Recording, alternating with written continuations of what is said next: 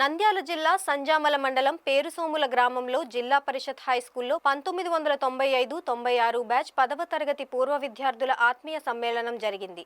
ఈ కార్యక్రమంలో భాగంగా వారి ఉపాధ్యాయులను ఘనంగా సన్మానించారు. వారంతా తాము చదువుకున్న రోజుల్లో జరిగిన సంఘటనలు గుర్తు చేసుకుని ఉల్లాసంగా ఉత్సాహంగా గడిపారు.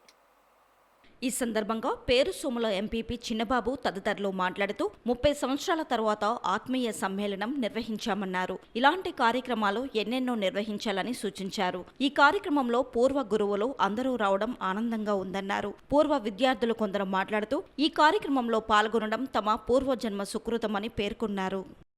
ఈరోజు 13/4/2025 సంవత్సరము మేము 1995-96 సంవత్సరం పూర్వ విద్యార్థులం అంతా కలిసి ఇక్కడ ఆత్మీయ సమ్మేళనం జరుపుకోవడం జరిగింది.